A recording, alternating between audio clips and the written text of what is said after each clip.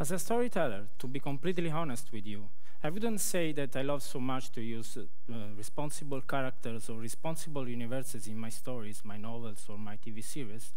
And I believe that, and I have to see that they are often less clumsy, witty, or lovely than audience needs. My first novel, for example, told the story of 4 young friends who managed a strange situation. They were unemployed and they planned to kill an old mad woman just to steal her apartment in the center of Rome. Whilst another of my transmedia projects plays the stories of an ADHD student who forces his teacher to go with him in Ireland to find his parents, but in the end involves him in a bloody, dark, picaresque trip. But, you know, as a writer, I would recommend you to find a responsible way of storytelling, since our audience is now looking for engagement and for complexity, as well as for liability and for inspirational, responsible emotions. And this is what some philosophers are calling in these days, throughout the world, a new realism. But how to imagine a new responsible way to creating stories or to develop transmedia projects or to manage and broadcasters?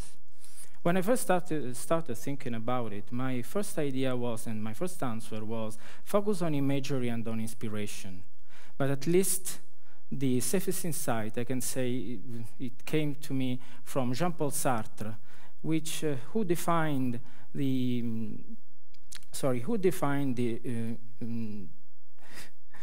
collective imagery and the emotional contagion as the result of 2 great monads, image and perception, with these features and their limits. But, you know, and I believe it is true. In the space of a few generations, we've technologized our bards and shamans that we created in 5 millennia of history. In order to imagine differently, we let the media compete with each other and then with our imagination.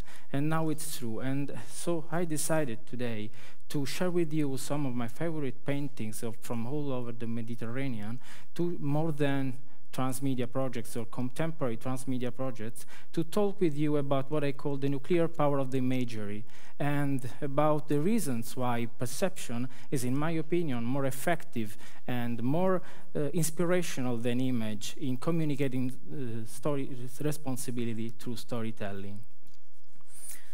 And also, I believe that there are 3 answers. First, image describes what perception impresses, like with the idea of the political power of here represented in ancient Greece with these 2 portraits of Athens, the first showing a fierce and proud expression, but static and surely less powerful than the second, where Athens smiles while she's defeating the giants and really persuade all of us to share the idea of a more stable and incorruptible power. Then image affects what perception connects. And here, with these 2 paintings made in the same years and the beginning of the 15th century, the first on the left made by Pasolino da Panicale, and on the right by Masaccio, both representing Adam and Eve expelled from heaven. Here, the first you can see, that aims to affect the audience and refers directly to the past of the Middle Age, whilst the second, instead, maximizes the dramatization of the characters, of the pain of the characters, and really look forward to the future of the Baroque. And that's what we need today, in my opinion, to find a new realism and to perceive a new, different future more than to imagine it. Finally, with these 2 portraits, I believe that image celebrates complexity, whilst perception simplifies complexity.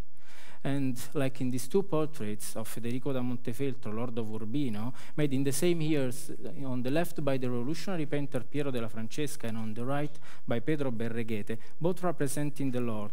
But the first, on the left, aims and stresses the idea of the man as the center of the universe, theorizing the Renaissance, whilst on the right, Pedro Berreghete represents just a man, rough and dramatic, and really connect us in a more responsible way with the idea of the fragility, the corruption, the personalization of the power we are still facing today after a century of promised lands and fictional global prosperity.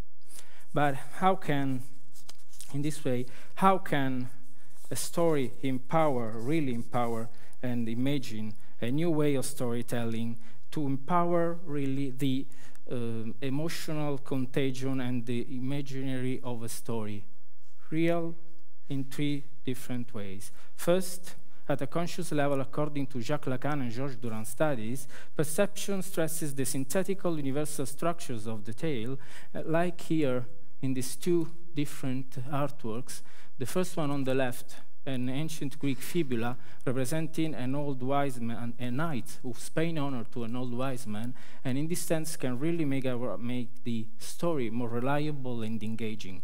While on the left, on the right, you can see how this painter maximized the dramatization of the characters, like in this Deposition of Christ made by Giotto in the 13th century. Then, at subconscious level, perception is empowered by semiotic isotope of the tale, and in this case can gain the story, the interpretive cooperation of the audience, like here with these two images, with the secret meaning of the look of Venus while Cupid is kissing her in this amazing painting made by Agnolo Bronzino, or there with the victory of the human intelligence and curiosity, the beastly instinct of here, with Ulysses who's looking sympathetically at soldiers while they're blinding Polyphemus. Then, at an unconscious level, we can say that perception stresses and spread the synthetical universal structures of the story, and also the archetypal figures of the story, and in this case can build a new social reality and really create a new, what Pierre Levy calls a new omniscient processes, like here with this representation of the stupid senseless of each war, as it's shown in this fresco discovered in the house of the tragic poet in Pompeii, or there with the portrait of Guido Riccio da Fogliano painted by Simone Martini and representing just the heroes riding alone, or then the archetypal paradigm of the hero's journey that we daily use in our stories. So, what would I say about all of these paintings and all of these images? Media is like pollen. It's all around us and inside of us. Each day we take up pieces from the media and reconstruct their invisible scripts layer by layer with the same fictional agreement of the five senses which nature gave us.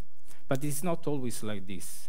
So the goal to be reached as for today is, in my opinion, to make the media sphere a less violent and improvised territory, a place rich with responsible universes, responsible imageries, and new deep nuclear perceptions, open and truly transmedia.